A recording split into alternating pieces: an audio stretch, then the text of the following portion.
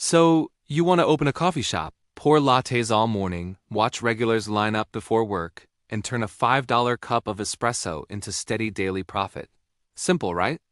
On paper, it looks like one of the most approachable small businesses in the world.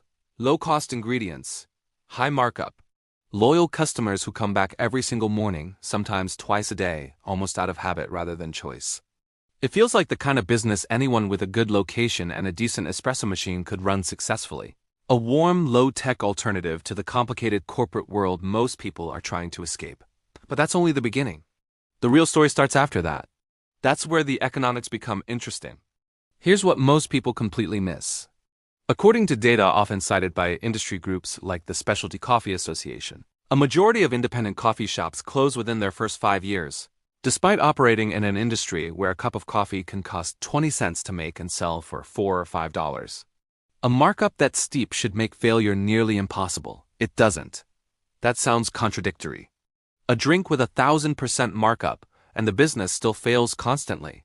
Until you see the costs, it doesn't make sense. Once you do, it makes uncomfortable sense. Start with what the business actually sells. A coffee shop isn't really selling coffee.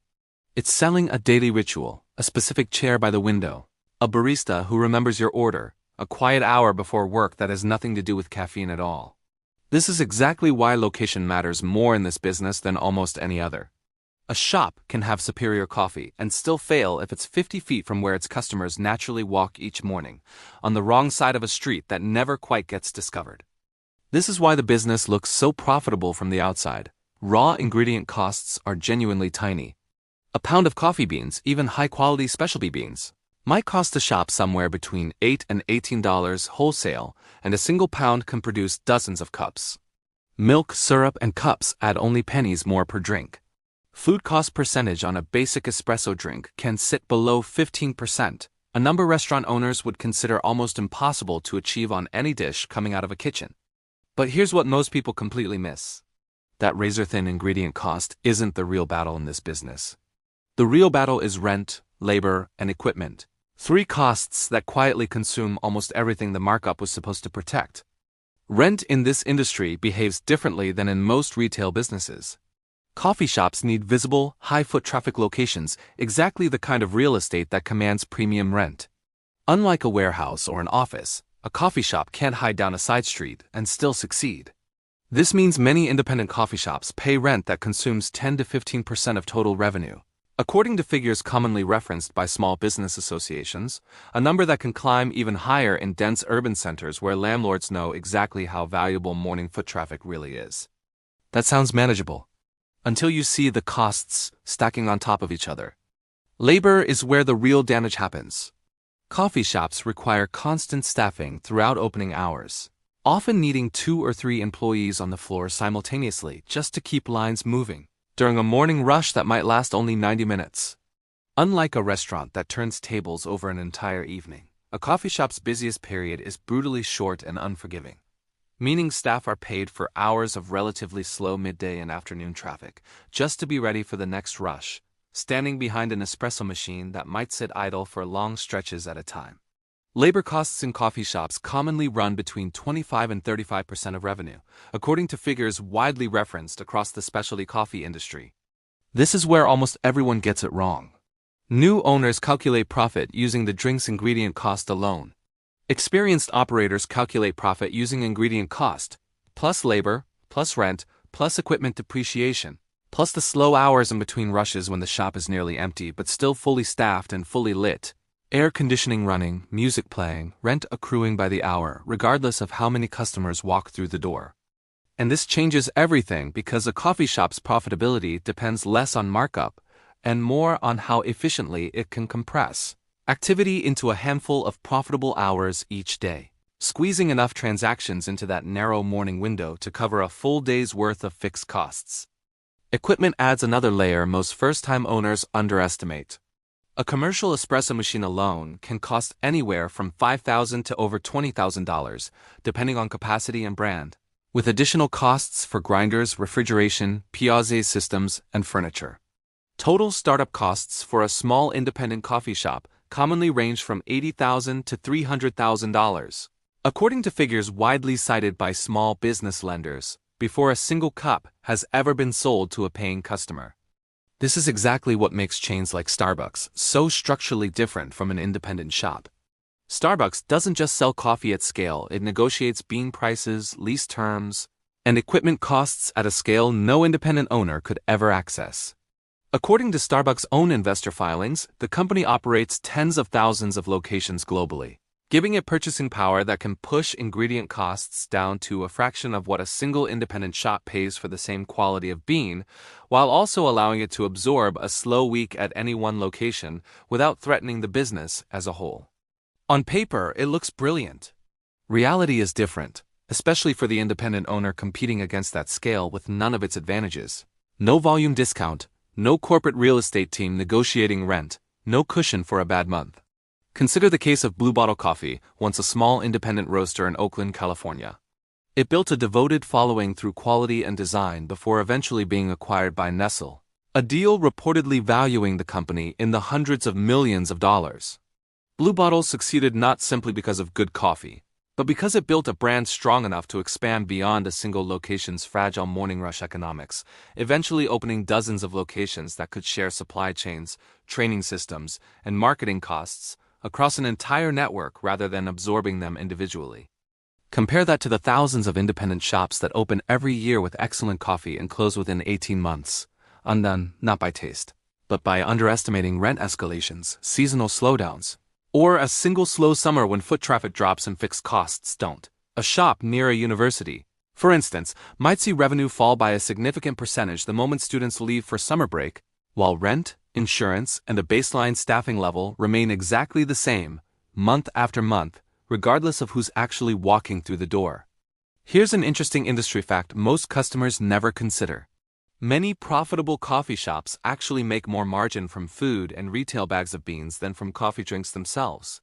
A pastry with minimal prep time can carry a similar markup to coffee while requiring no barista labor during preparation, since it typically arrives pre-made from a local bakery and simply needs to be displayed and sold.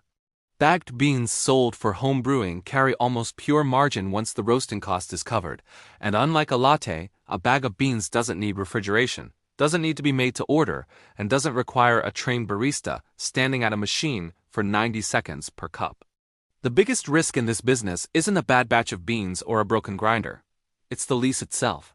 Coffee shop leases typically run 5 to 10 years, and rent increases are usually built directly into the contract, escalating a fixed percentage annually regardless of whether the neighborhood's foot traffic grows to match it.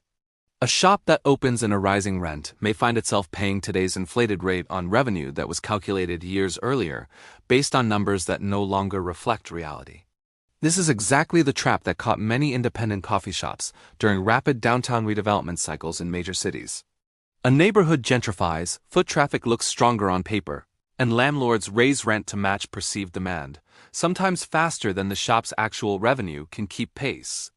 The same visibility that made the location valuable in the first place becomes the very reason it becomes unaffordable a few years later. Debt and financing follow a familiar pattern here too.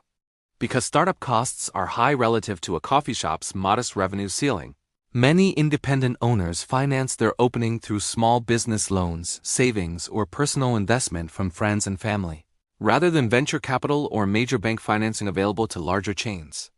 This means an individual owner is often personally exposed to the debt in a way a large chain's regional manager never is.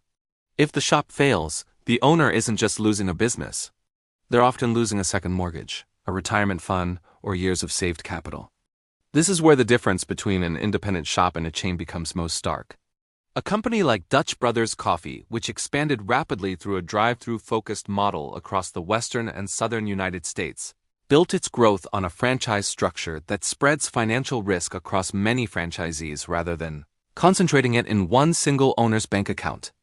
According to the company's own investor disclosures, Dutch Brothers has expanded to well over 1,000 locations, largely through this franchise and company-operated hybrid model, allowing it to test and refine unit economics at a small number of locations before scaling a proven format nationally.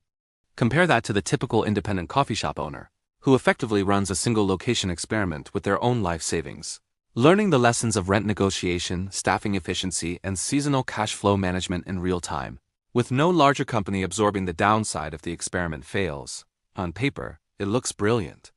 Reality is different, and nowhere is that more visible than in how differently risk is distributed between a franchise system and a single independent storefront. Business failures in this industry rarely make headlines the way restaurant closures sometimes do, but they happen constantly, quietly, one small storefront at a time. A shop closes not because the coffee was bad, but because a rent renewal came in 20% higher than expected, or because a construction project blocked foot traffic for 8 months, or because a slow winter drained a cash reserve that was never quite large enough to begin with. Business success stories in this space tend to share a common thread: diversification beyond the single cup of coffee itself. Successful independent shops often expand into wholesale roasting, selling beans to grocery stores and other cafes, building a revenue stream that doesn't depend on customers walking through their own front door at all. Others open a second and third location specifically to spread fixed costs, like a central roasting facility or shared administrative staff, across multiple revenue streams instead of relying on one storefront to cover everything alone. Here's another interesting industry fact worth knowing. Specialty coffee, the kind sourced from single origins with detailed tasting notes, actually commands a smaller price premium over commodity coffee than most customers assume. Once you account for the additional costs of sourcing, roasting in smaller batches, and training baristas to prepare it correctly. The premium exists, but is thinner than the price tag on the cup might suggest, since much of that extra revenue is immediately consumed by the extra labor and sourcing costs required to deliver it consistently. The future of this industry is shifting in a few clear directions. Mobile ordering and loyalty apps are becoming essential tools for smoothing out the brutal morning rush that defines this business, allowing customers to order ahead and pick up, spreading transactions more evenly across a wider window instead of compressing them all into the same 15-minute period.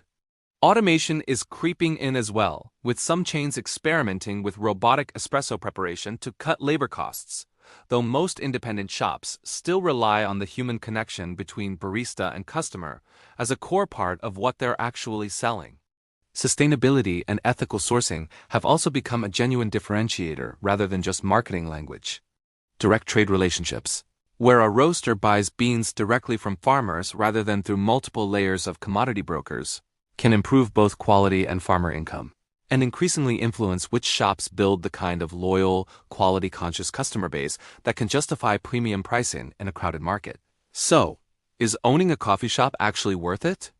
The owners who succeed treat rent and labor efficiency as seriously as they treat the coffee itself, often building secondary revenue through retail beans, wholesale accounts, or multiple locations that share purchasing power and reduce the risk carried by any single storefront.